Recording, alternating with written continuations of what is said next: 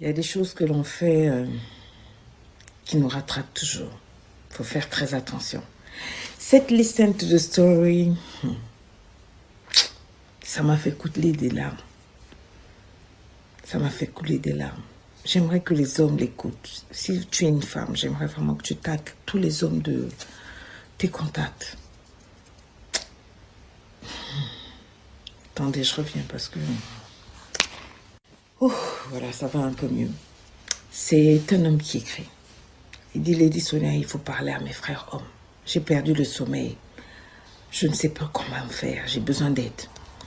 J'avais une amie, fille, une copine, hein, on n'était pas en relation et tout, une connaissance, on va dire. Mais j'étais amoureux de la fille, là.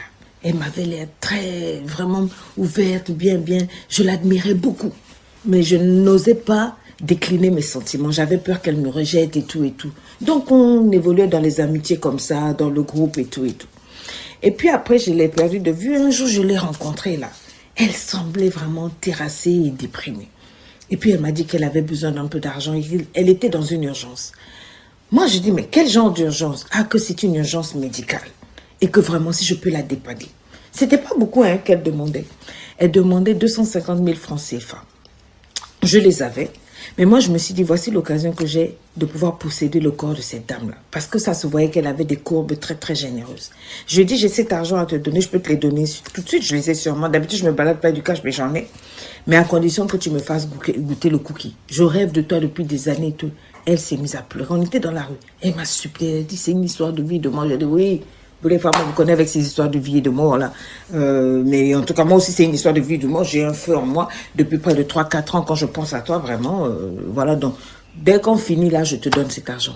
Elle m'a regardé, elle a supplié. J'ai dit, c'est toi qui perds le temps. En tout cas, j'ai endurci le cœur. Anyway, elle a dit, il n'y a pas de souci. J'ai dit, viens, on va. Je l'ai emmenée à l'hôtel. On est arrivé et tout. Et puis, bon, on s'est retrouvés dans le lit là. Je lui ai demandé, est-ce que tu es pucelle? Est-ce que tu es vierge? Elle m'a dit non. Qu'elle n'est pas vierge, mais elle a rompu avec le premier homme de sa vie, ça va faire 4 ans et depuis elle n'a pas d'homme dans sa vie et vraiment elle n'est pas active dans ces choses-là et que vraiment, si je peux lui épargner ça, de lui donner l'argent, qu'elle va me le rembourser et tout. Elle s'est mise à pleurer, je dis, ah moi je suis un homme. J'ai bloqué mon cœur. En général, bon, les larmes des femmes m'attendrissent et puis me façonnent, mais là, j'avais trop envie d'elle. Mon corps était chaud et j'avais vraiment, je sais pas ce qui m'a pris, j'étais en feu. Je me suis protégée, j'ai mis une protection et puis je suis entrée en elle. Je n'ai jamais vu un corps aussi serré, fermé que celui-là. Il était goûteux. Je n'ai même pas pu prendre le temps, en fait, que rapidement, j'ai craché mon venin. Quand je suis sortie, la fille pleurait et tout. J'ai dit que non, moi, je ne peux pas m'arrêter là. J'ai remis une deuxième capote et puis je suis rentrée. Le corps était toujours chaud. J'ai dit, mais c'est pas possible, cette femme, elle a un corps, mais c'est pas possible. C'est quel corps qui est chaud comme ça, qui est tendre, ferme et tout. En tout cas, j'ai pris mon pied, mais vraiment, je crois que je suis tombée amoureuse. Dès qu'on a fini, je lui ai donné l'argent. J'ai même rajouté dessus. Elle m'a regardée et puis elle s'est rhabillée en pleurant. Quand elle est partie, mon cœur était serré. Anyway, je la suivais sur les réseaux sociaux. Et c'est là que même pas le lendemain, je vois un post, RIP à mon petit frère, avec des messages sur son profil. Elle disait, oui, tu m'as laissé seule dans ce monde. Nous étions que deux. Je n'avais que toi. Mais là, tu es parti et tout. Et donc, tous les amis étaient en train de lui présenter les condoléances. Moi aussi. J'ai dit, ah vraiment, c'est dommage, mes condoléances, vraiment, tu sais, ça fait partie de la vie. Autant j'ai vu tous les commentaires qui étaient là, ça passait. Mais quand c'était le mien, là, elle m'a masqué. Après, elle a bloqué. J'ai dit, ah, qu'est-ce qu'il y a? Je lui ai envoyé un message par WhatsApp. J'ai dit, mais je t'ai fait les condoléances comme tout le monde. Seulement, tu ne m'as pas répondu. Tu m'as masqué. Et puis, finalement, tu m'as bloqué là-bas. Vous savez ce qu'elle a fait? Elle m'a répondu. Quand elle m'a répondu, là, elle a mis, par rapport à nous, avec les numéros de téléphone, chez nous, on a les Orange Money, RTL Money, tout. Elle a retourné à mon numéro l'argent qu'elle avait pris. Elle m'a dit ceci par un audio que elle n'a jamais demandé d'argent. Mais là, son frère unique était décédé, était malade, il était au bord de mourir. On lui avait demandé près de 1 500 000, elle avait 1 250 000. Et quand elle m'a croisé, il ne manquait que les 250 000 là, qu'elle me suppliait de lui donner pour ajouter à l'opération. Mais que, comme j'ai perdu le temps à aller coucher avec elle, dès que elle a eu l'argent, quand elle est sortie de la chambre d'hôtel où on était, même pas 10 minutes après, le temps qu'elle arrive à l'hôpital, on lui envoie un message pour dire que son frère était décédé.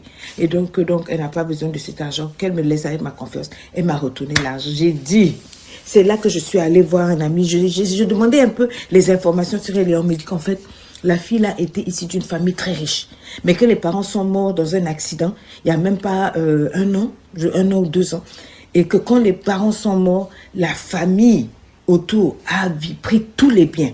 Et ils ont laissé les 2 orphelins, dont cette fille-là et son frère-là, sans rien, et que donc depuis la fille-là souffrait pour s'occuper d'elle et de son petit frère. Et qu'on ne sait pas dans quelles conditions, mais le frère est tombé malade. Et donc la fille a frappé toutes les portes des amis de ses parents. Personne ne l'a aidé. Frappé toutes les portes pour pouvoir essayer de rassembler l'argent pour sauver le frère là.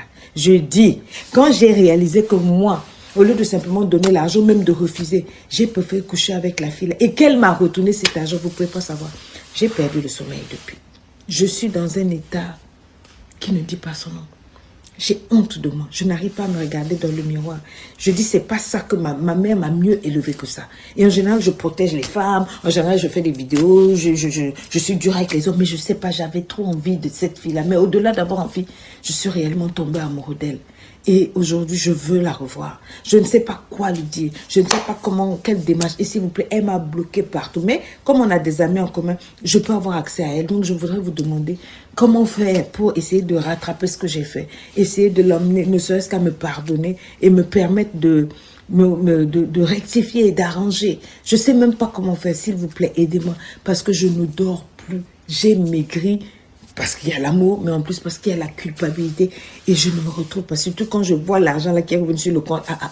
Je suis malheureux. Aidez-moi, s'il vous plaît.